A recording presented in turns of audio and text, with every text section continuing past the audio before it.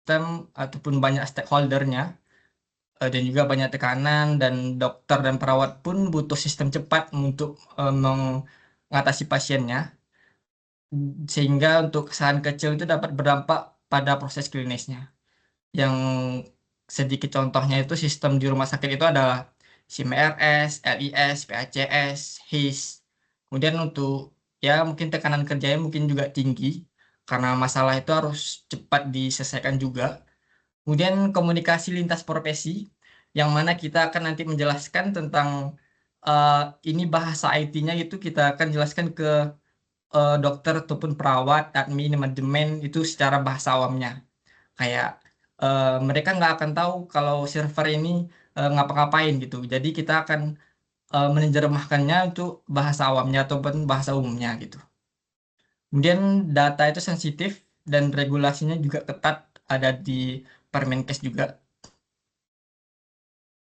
Kemudian prinsip etika ini mirip prinsip keamanan sebenarnya, tapi lebih sensitif karena menyangkut nyawa pasien. Di rumah sakit itu sendiri, salah satu akses data ataupun salah modifikasi bukan hanya melanggar aturan, tapi juga bisa membahayakannya. Eh, ini adalah etika informasi kesehatan, kerahasiaan data, integritas data, akses sesuai kewenangan, dan juga menghindari konflik kepentingan ataupun akuntabilitas. Kemudian ini adalah contoh beberapa pelanggaran etika yang sering terjadi, yang mana itu adalah salah satunya itu adalah mengintip data pasien, artis ataupun keluarga dengan menggunakan sistem yang kita kita kita lihat gitu. Ini pelanggaran yang sering terjadi sih, terutama mengintip data. Di rumah sakit juga rasa penasaran adalah pelanggaran yang berat. Bahkan staf medis pun hanya boleh akses data pasien yang mereka tangani saja. Jadi untuk pasien lain mereka tidak boleh mengakses data tanpa alur ataupun wewenang yang bersangkutan. Kemudian yang kedua, menyimpan password staf rumah sakit, kemudian mengambil data untuk penelitian tanpa izin. Nomor tiga ini boleh sih, cuman harus ada alur dan eh, tujuan yang jelas untuk dalam melakukan penelitian gitu. Kemudian yang terakhir itu mengedit data rekam medis ataupun atas permintaan. Contohnya itu mengedit data keluarganya, eh, dia bekerja di salah satu rumah sakit itu di bagian IT-nya gitu. Kemudian dia mengedit datanya atas permintaan dari keluarganya gitu-gitu. Kemudian mindset IT di rumah sakit itu adalah patient safety first, yang mana saat sistem error itu dampaknya bukan cuma user terganggu, tetapi bisa mempengaruhi keselamatan pasien. Mindset utama di rumah sakit itu adalah setiap keputusan harus mempertimbangkan patient safety pertama.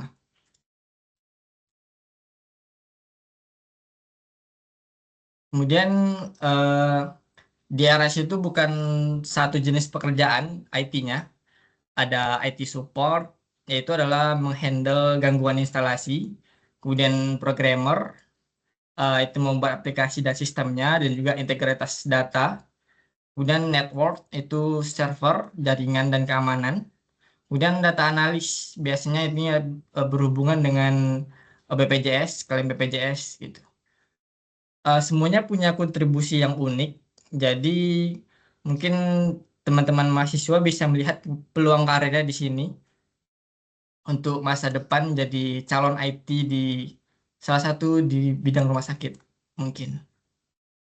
Ini adalah contoh dari kasus ataupun tiketing yang ada di rumah sakit yang saya pegang sekarang. Itu adalah dari 10 rumah sakit yang mana itu setiap ada pelaporan kasus kami menggunakan tiketing. Karena agar lebih terstruktur dan juga banyak user yang kadang eh, dia melaporkan tiketing itu yang berulang-ulang lah. Jadi kita eh, meminimalisir. Ini contohnya biar agar terstruktur, jadi kita sistemkan yaitu tiketing. Sepertinya kayak tiketing ini untuk bagian yang rumah sakit ataupun yang nggak rumah sakit juga lebih kondusif sebenarnya untuk ticketing ini di IT, pelaporan kasusnya. Hmm. Kemudian eh, peran kalian sebagai calon IT sangat besar karena tren digital health sedang naik ataupun apalagi AI untuk diagnosa dan klinis, smart hospital, mungkin juga semakin canggih teknologinya, juga semakin besar tanggung jawab etikanya juga. Kemudian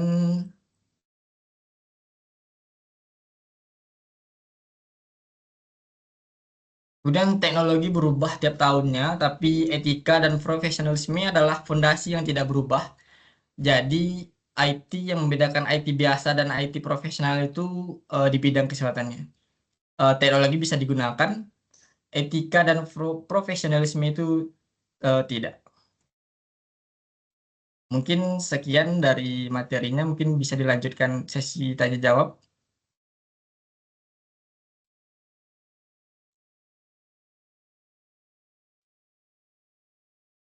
Saya lempar ke Bu Karin. Oke, baik. Terima kasih banyak Bapak Izzy atas pemaparan yang luar biasa. Nah, selanjutnya kita masuk ke sesi tanya jawab. Nah, bagi teman-teman mahasiswa yang ingin bertanya, dipersilahkan untuk raise hand atau menyampaikan pertanyaannya melalui kolom chat.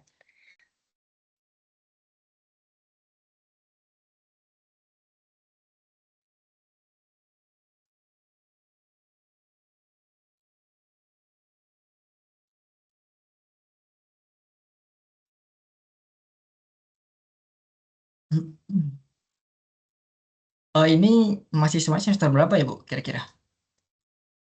Oh, ini mahasiswanya semester 5. Rata-rata Oh, semester kayaknya 5 ya. semester 5. Oh, Iya. oke. Silakan teman-teman mahasiswa yang ingin bertanya ataupun mau diskusi tentang IT di bidang kesehatan, boleh saya persilakan. Oh, mungkin ini ya, Bapak Izzy ya. Saya bertanya terlebih dahulu. Nah, Bapak Ya, boleh, Izzy, Bu. sebagai seorang profesional atau, orang yang megang kendali pada sistem rumah sakit, nah, kalau semisalkan ini bisa terjadi, apa ya, suatu bug pada sistem atau semisalkan sistemnya tidak bisa digunakan pada waktu malam hari yang di mana itu digunakan sebagai waktu istirahat Bapak Izzy. Nah, gimana sekiranya mungkin Bapak Izzy untuk mengambil tindakan, semisalkan Bapak Izzy tidur atau gimana, apakah pada malam hari itu Bapak Izzy tetap melanjutkan tidur atau tetap harus, menindaki sistem yang sedang error itu, yang di mana sistem itu, dibutuhkan untuk pasien yang sedang gawat darurat seperti itu? Oke.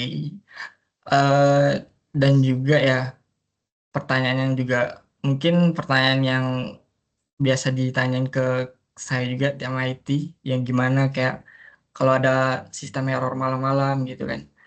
Em, di rumah sakit sendiri juga pertama itu kami ada IT support dan juga ada jadwal on-call-nya ataupun jadwal malam.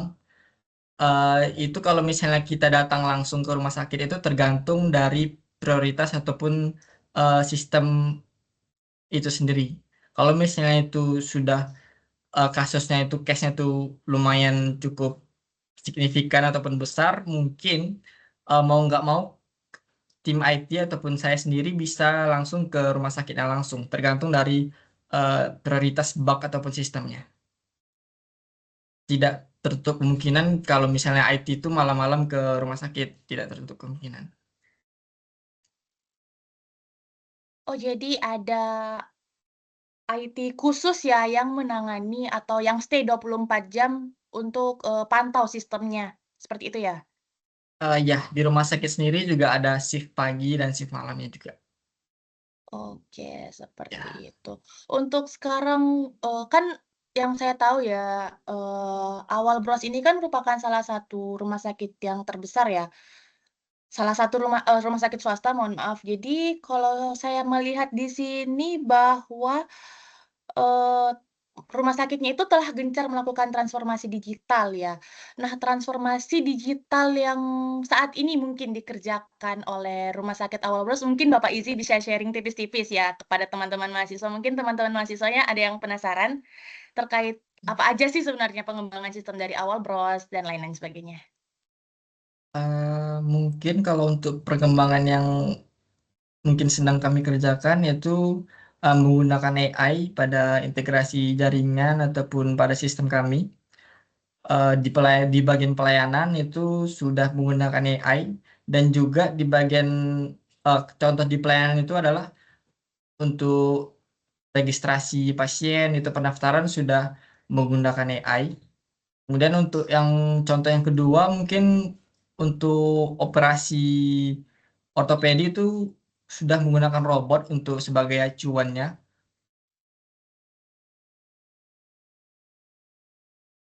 Oke, jadi sekarang sudah mulai ya full integritasnya ke AI ya?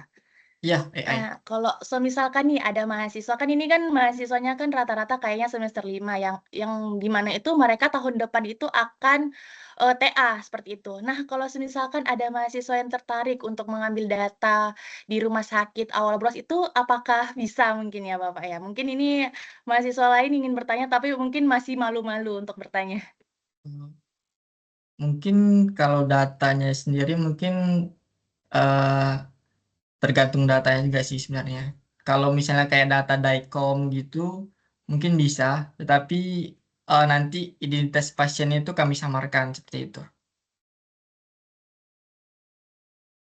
Oke. Oh, ini ada yang bertanya. Untuk data pasien ini sejauh mana sih AI boleh memberikan diagnosa atau tidak boleh sama sekali secara etis? Nah, Kalau ini untuk tampilan AI dari Ibu sendiri, Vesa. iya. Oke Bu, mungkin untuk data pasien di sejauh mana AI itu boleh memberikan diagnosa itu mungkin kalau misalnya data pasien itu di AI kan mungkin belum belum ada ya ataupun secara di bidang etika itu mungkin belum etis dan juga kalau AI pun membaca diagnosa mungkin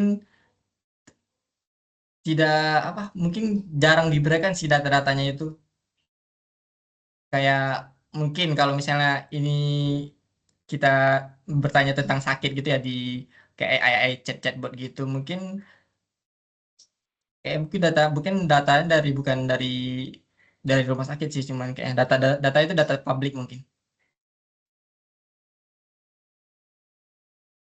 kalau boleh ataupun tidak bolehnya mungkin kalau dari IT saya rumah sakit itu mungkin tidak boleh menggunakan AI untuk memberikan diagnosa seperti itu.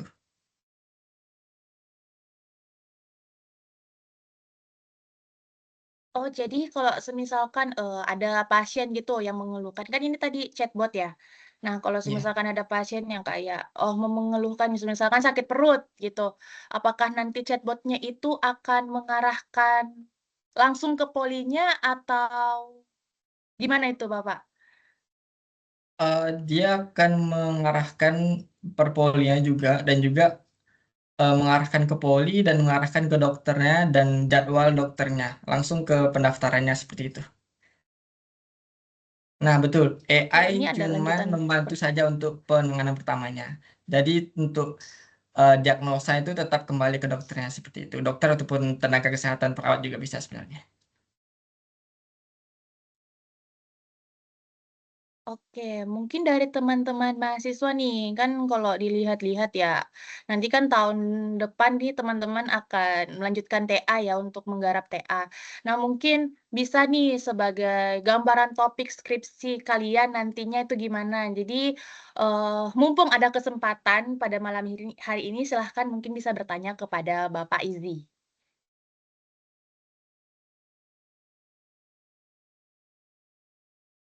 Hmm.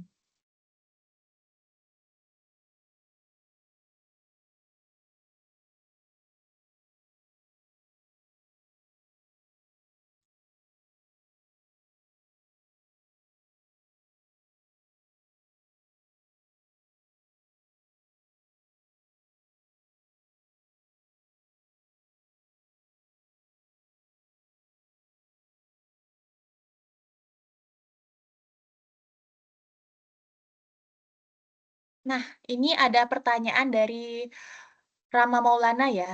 Kira-kira dari data pasien itu akan digunakan oleh pihak rumah sakit sejauh mana? Apakah boleh digunakan untuk training model AI? Eh, Kalau misalnya boleh menggunakan training model AI itu boleh katanya. Dan juga untuk penelitian S2 saya juga menggunakan data rumah sakit, yaitu Rumah Sakit Dr. Stomo, yang mana itu saya mengambil data DICOM-nya. Cuman untuk identitas pasiennya itu disamarkan ataupun kita disamarkan sih data pasiennya, nama-namanya dan nomornya. Oh, jadi kita boleh ya menggunakan data pasien, yang penting kita harus, maksudnya sebelum mengasih data tersebut untuk dilakukan uji coba atau penelitian ini, datanya tuh harus disamarkan dulu ya, tidak boleh dikasih entah itu nama, usia, dan lain-lain. Jadi, hanya berupa data yang mentah, yang untuk di-training aja. Iya, sebenarnya seperti itu. Cuman di data DICOM itu sendiri juga nanti bakal terdeteksi sih sebenarnya data nama pasiennya, usia, dan tanggal lahirnya. Di data DICOM yang saya ambil di dokter Rumah Sakit Dr. Stomo itu. Cuman itu pribadi kita lagi untuk etikanya, bagaimana kita menggunakan data AI, data dari rumah sakit itu. Oke, apakah sudah jelas untuk Rama Maulana? Apakah jawaban dari Bapak Muhammad Fauzi sudah jelas?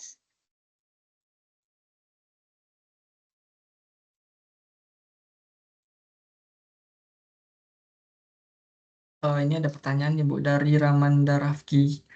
Oh ya, sebentar. Oh ya, kalau sudah jelas kita lanjut ke pertanyaan berikutnya ya. Terkait transformasi dari manual oh ini, dari manual ke digital. Di daerah saya ada rumah sakitnya masih menggunakan pencatatan manual. Salah satu Hmm. contohnya seperti CM yang masih menggunakan map dalam pencatatan. Menurut Bapak, apa hambatan paling besar dalam proses digitalisasi di rumah sakit? Apakah biaya, kesiapan infrastruktur, atau resistensi dari tenaga kesehatannya? Dan strategi apa yang biasanya paling efektif untuk mengatasi hambatan-hambatan tersebut? Oke. Mungkin kalau untuk rumah sakit ya menggunakan pencatatan manual itu tentu menghambat eh, kinerja dari dokter ataupun perawatnya ya, memperlambat. Kemudian untuk hambatan paling besar dalam proses digitalisasi di rumah sakit itu mungkin biaya, mungkin saya rasa mungkin tidak terlalu menghambat. Mungkin dari kesiapan infrastrukturnya, dari server ataupun tim IT, SDM IT-nya, itu mungkin dari hambatan yang paling besarnya.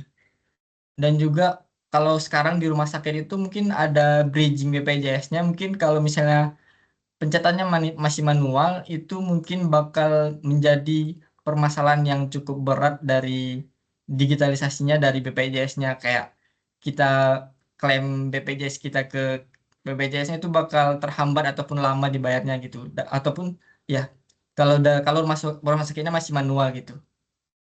Kemudian untuk strategi apa yang bisa paling efektif untuk mengatasi hambatannya mungkin strategi itu pertama mungkin SDM dari IT-nya dulu dimantapkan, kemudian setelah SDM-nya sudah lancar ataupun sudah di training digitalisasinya, mungkin boleh ke infrastrukturnya.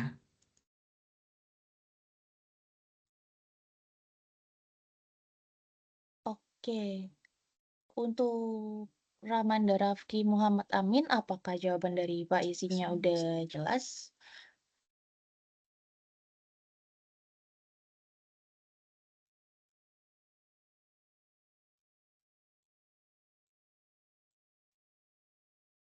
Terima kasih ya, oh ya sudah cukup jelas. Oh ternyata ini ada pertanyaan lagi lanjutan dari Rama Maulana. Nah untuk data pasiennya ini sebesar apa hak dari rumah sakit untuk menggunakannya? Apakah bisa diakses oleh rumah sakit lain misalnya untuk kebutuhan medis? Oke. Data pasien tadi sebesar apa hak dari rumah sakit untuk menggunakannya? Dari yang saya paparkan tadi, itu tenaga kesehatan itu hanya bisa melihat pasien yang ditanganinya saja. Dan dan di sistem IT itu sebenarnya kita bisa menggunakan melihat pasiennya ya sebenarnya. Tapi disitulah letak etika kita untuk melihat data-data pasien itu. Kemudian apakah bisa diakses oleh rumah sakit lain? Misalnya, kalau misalnya diakses oleh rumah sakit lain, mungkin tidak bisa diakses. Tapi kalau untuk misalnya ada rujukan ataupun kita pindah rumah sakit itu mungkin boleh untuk kebutuhan medisnya. Oke, bagaimana? Apakah sudah jelas jawabannya? Atau masih ada pertanyaan lagi dari Rama Maulana?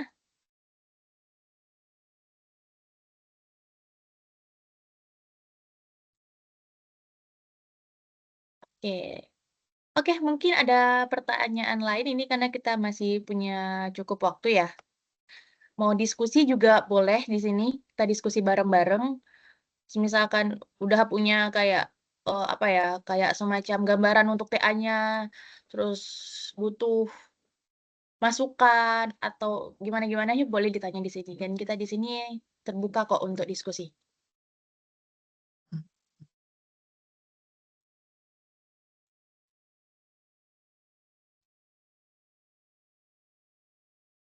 Oke, ini ada pertanyaan lagi dari Dani Adi Nugroho.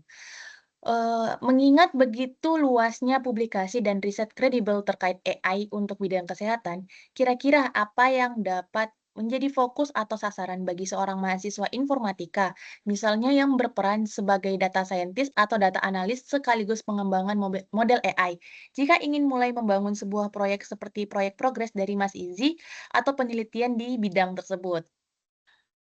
Ini data scientist ya. Iya betul, data scientist atau data analis. Ingat begitu luasnya publikasi tadi.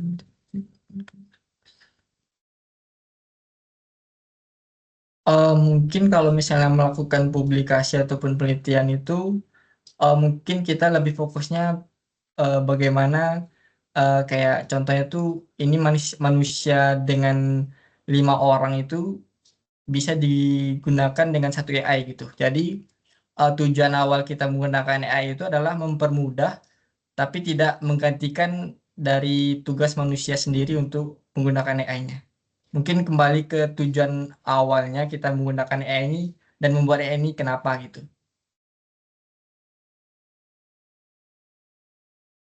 Karena mungkin tidak bisa juga kita percaya AI itu 100%.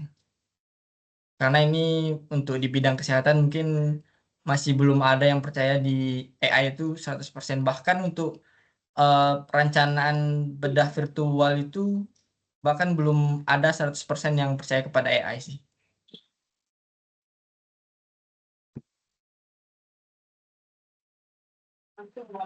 Oke, bagaimana? Apakah sudah cukup jelas?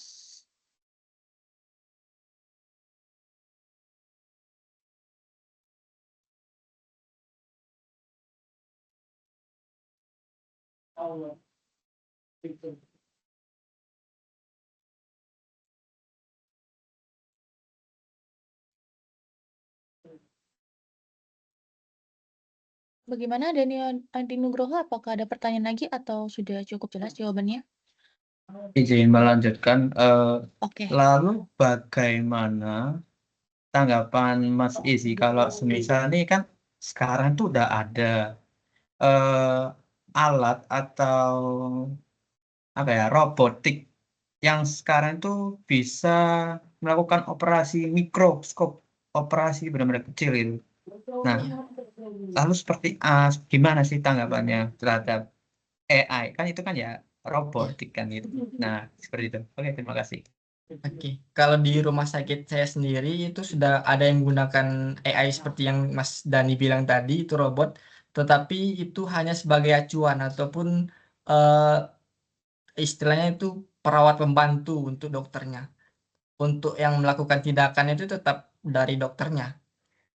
AI robot itu hanya membantu ini agar lebih cepat ataupun lebih tepat dari pemotongannya seperti itu.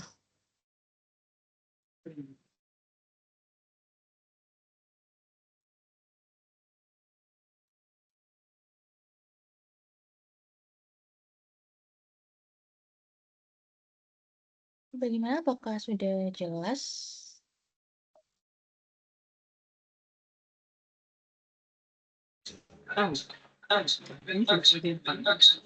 Aduh. Mik. Aduh.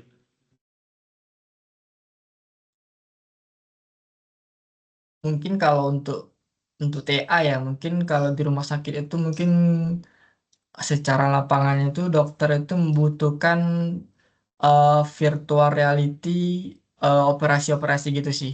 Kalau untuk kalau teman-teman dari mahasiswanya ingin menggunakan membuat TA gitu, mungkin lebih banyak dibutuhkan itu virtual reality ataupun AR-nya untuk entah itu entah edukasi dari dokternya ataupun operasinya gitu.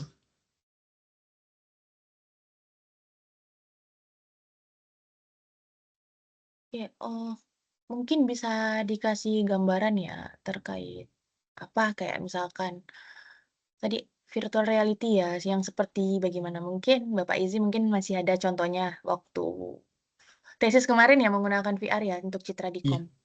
Kalau VR kemarin itu lebih banyak ke simulasi dari operasinya. Sebelum dokter itu melakukan tindakan operasi, dokternya sudah melakukan terlebih dahulu menggunakan virtual reality tadi. Itu agar dokternya tahu apa yang dilakukan. Sebenarnya juga dokternya juga harus tahu sih sebenarnya kan. Cuman dari sisi lebih kompetennya itu apa tuh tidak ada salahnya untuk mencoba di virtualnya seperti itu. Oh, jadi kayak semacam simulasi operasi ya? Ya, simulasi Virtualnya itu di operasi. rumah. Oke. Dan juga untuk di bagian jaringan itu mungkin kendalanya masih di bagaimana jaringan itu lebih bagus dan jarang terputus itu masih diteliti sih sebenarnya dari kami juga pun masih sama permasalahannya jaringan juga. Oh, Soalnya jadi ada juga kata infrastruktur. kata dosen saya terdahulu itu kalau jaringan itu tidak akan mati untuk pekerjaannya. Jadi maksudnya lagi membangun infrastruktur jaringan ya untuk rumah sakit awal brosnya ya? Iya. Jadi untuk teman-teman yang tertarik tentang jaringan mungkin lebih difokuskan ke jaringannya. Mungkin kalau misalnya kita all-roll gitu mungkin untuk di masa Waduh. depan mungkin akan susah untuk menentukannya. Oke, ini jadi maksudnya mungkin bisa ya kerjasama ya untuk membangun infrastruktur jaringan awal bros ya? Jadi kayak teman-teman mahasiswa ini bisa mengajukan TA untuk, membantu rumah sakit awal bros ini untuk membangun jaringan infrastruktur seperti itu ya, Bapak, ya? Iya, Nah ini, ada nih pertanyaan lagi. Pak, melihat banyaknya sistem di rumah sakit seperti SIMRS, LIS, dan PACS yang Bapak sebutkan tadi, hard skill atau teknologi spesifik apa yang paling krusial untuk bisa saya pelajari seandainya saya bekerja di lingkungan RS yang kompleks seperti itu? Nah, gimana ini, Pak? eh, hard skill atau teknologi spesifik apa yang paling krusial ya? Mungkin kalau masnya kalau di SIMRS, LIS atau PACS itu lebih ke programmer ya, sama elektromedis sebenarnya. Kita bridging sistem kita ke alat itu nanti terbaca ke sistem di rumah sakit kita. Mungkin lebih yang hard skill itu jaringan dan pemeliharaan server sih yang sangat dibutuhkan di bidang kesehatan. Soalnya kalau programmer itu saya rasa sudah sangat cukup dan sangat baik, apalagi sudah dibantu dengan AI. Tetapi untuk hard skill ataupun teknologi spesifik itu jaringan dan cyber security itu sangat dibutuhkan.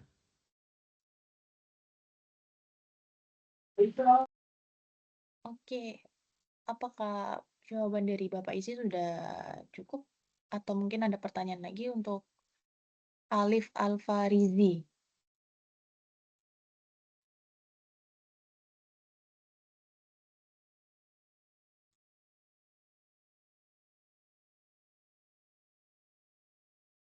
Oke. Jadi Rumah sakit Awal Bros ini terbuka ya, Pak, kalau misalkan ada mahasiswa dari Telkom University mau mengajukan untuk pengambilan data untuk TA mereka ya? Iya boleh. Itu salah satu di grup kami itu Primaya juga sistem dan bahkan em, visi misi kami juga sama sebenarnya. Bisa dibandingkan website sama Outdoor sama Primaya itu sama karena dalam satu grup rumah sakit. Oh iya, Awal saya Bros juga dan baca-baca Primaya. kalau Prima ini juga dalam anaknya Awal Bros ya, maksudnya, satu grup ya dengan Awal Bros ya? Iya, Berarti kalau Primaya sendiri itu mungkin rumah sakitnya ada di daerah Jawa juga, Pak? Atau gimana? iya. Awal Bros itu masih di daerah Sumatera dan saya pernah dengar juga kalau nama Awal Bros itu tidak menjual di Jawa gitu. Jadi diganti dengan nama Primaya seperti itu. Itu mungkin Oh, mitosnya sih seperti itu. Tapi masih dalam satu grup Awal Bros. oke. Nah, ini alhamdulillah ya teman-teman mahasiswa ya. Jadi, kalau ada yang tertarik terkait topik, eee, kesehatan, AI yang dalam lingkup rumah sakit, atau bahkan membangun infrastruktur jaringan, jadi Rumah Sakit All Bros ini terbuka untuk kalian yang mau mengambil data. Nah, lanjut ini ada Rio Firman Raharja. Nah, bagaimana kita bisa mendukung perkembangan AI dalam bidang medis? Karena AI erat kaitannya dengan data dan data dari dunia medis sangat ketat dalam privasi. Nah, dalam domain spesifik, terkadang kita harus menggunakan data dalam domain tersebut agar AI yang dihasilkan ini bisa relevan dengan domain tersebut. Namun, karena data dunia medis yang terbatas, jadi mahasiswa ini lebih banyak eksperimen menggunakan data general. Jadi, bagaimana cara kita bisa mendukung perkembangan AI dalam dunia medis dengan domain spesifik? Oh iya, karena kendala mahasiswa ini pada saat pengurusan dataset. Jadi ketika, mau mengambil dataset di rumah sakit itu terkadang rumah sakitnya itu tidak boleh atau bahkan lebih strict dan lebih susah. Jadi kayak mereka tuh cuman mengambil data-data yang itu-itu saja yang terbuka di Kaggle seperti itu. Sebenarnya itu ada alurnya sih kalau misalnya kita mau ngambil data rumah sakit itu. Dan mungkin cukup kompleks untuk izinnya karena kita mengambil data pasien yang mana itu perjanjian di suratnya itu kalau tidak salah itu tidak boleh disebarkan ataupun bisa kena pelanggaran ataupun ya pelanggaran hukum kalau misalnya kita disebarkan data medis ini. Jadi ada pihak yang harus bertanggung jawab kayak dosen pembimbingnya ataupun Mmm. ya dosen pembimbingnya untuk mengambil dataset dari rumah sakit tersebut.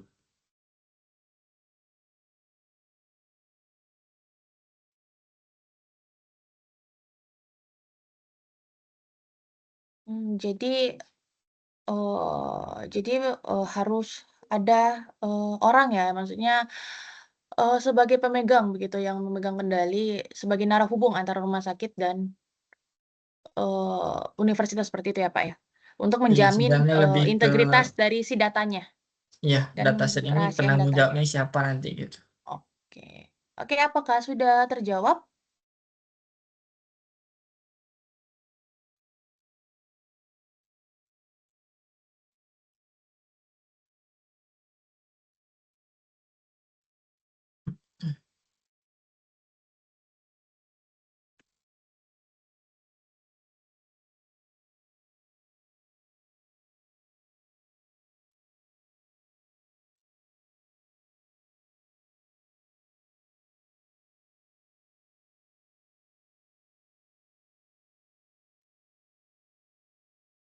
Gimana Mas Rio Firman Raharja, apakah jawabannya sudah cukup jelas atau mungkin ada tambahan pertanyaan? Sebelum kita next ke pertanyaan berikutnya.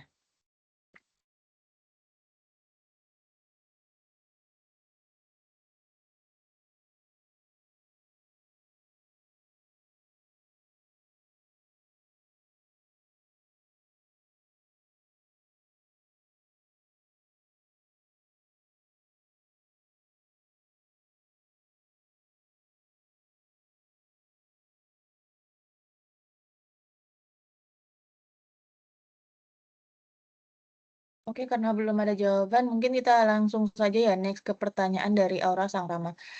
Bagaimana cara mencegah data leakage pada sistem AI medis yang menggunakan server cloud? Nah,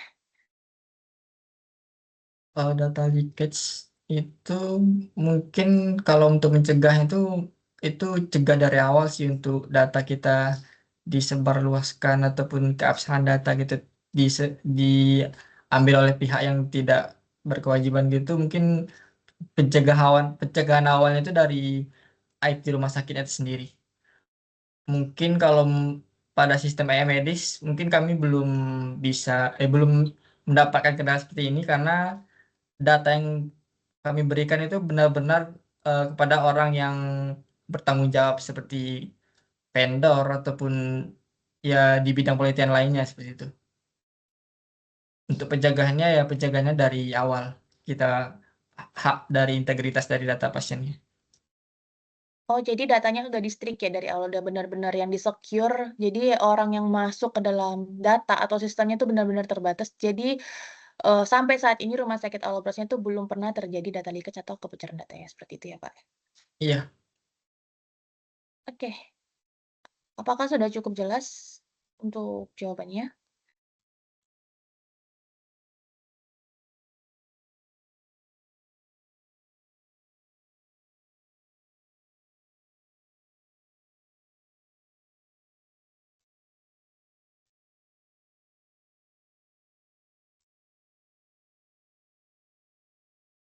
Oke, baik, apakah masih ada yang ingin bertanya?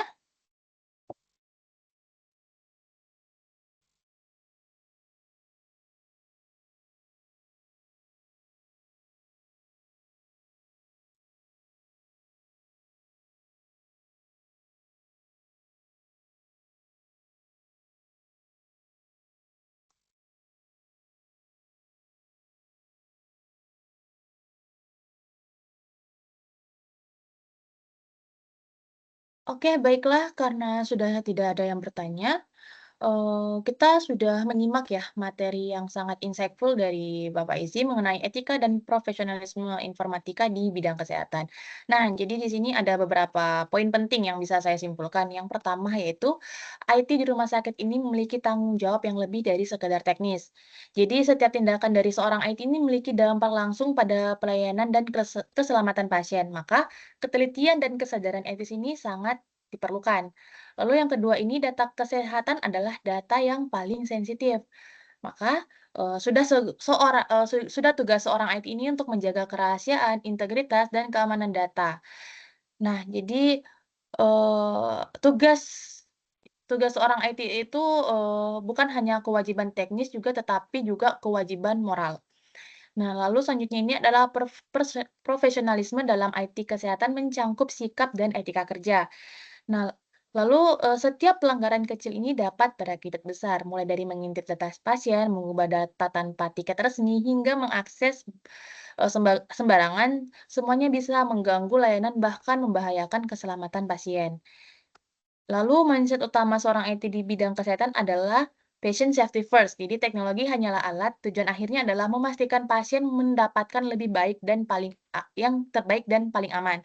Lalu yang terakhir, masa depan IT kesehatan akan semakin maju. Jadi dengan hadirnya AI, IoT, IoMT, dan smart hospital ini, kebutuhan akan profesional IT yang beretika dan kompeten akan semakin besar. Nah, jadi secara keseluruhan kita belajar bahwa keahlian teknik saja tidak cukup, yang membuat seorang profesional benar-benar berharga adalah etika, integritas, dan rasa tanggung jawab terhadap manusia yang dilayani lewat sistem yang kita bangun dan kelola.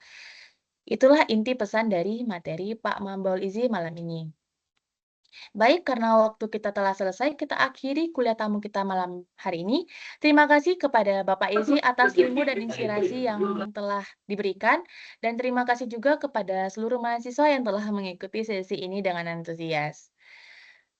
Nah, semoga apa yang kita pelajari hari ini dapat menjadi bekal yang bermanfaat dalam membangun etika kerja dan profesionalisme di dunia informatika. Saya juga memohon maaf apabila terdapat kekeliruan dalam penuturan kata selama membantu acara ini. Baik, terima kasih Bapak Yesi atas waktunya pada malam hari ini. oke. Ini nggak ada sisi foto atau apa gitu, Mbak? Ya, Bu. kita Oh, ada ya? mungkin Oh ya, sesi oke. foto dulu ya. Oh ya, oke, oke. Mungkin teman-teman mahasiswa yang belum mengaktifkan kameranya dimohon untuk on cam.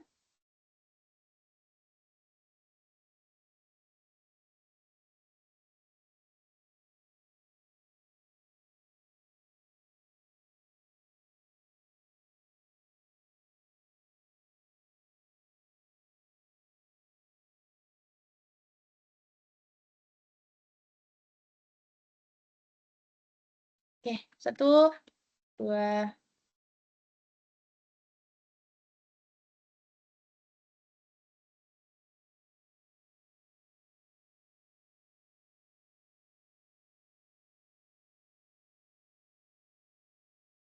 Oke, baik Bapak Izzy, terima kasih atas waktunya.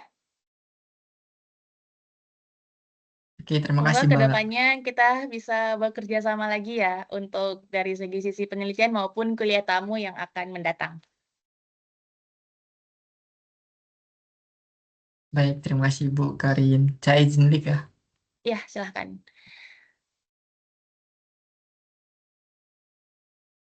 Oke, baik untuk teman-teman mahasiswa jangan lupa untuk mengisi absensi sebagai bukti kehadiran dan jangan lupa untuk mengerjakan kuisnya yang hanya dibuka selama 30 menit yang sudah saya sampaikan pada masing-masing ketua kelasnya.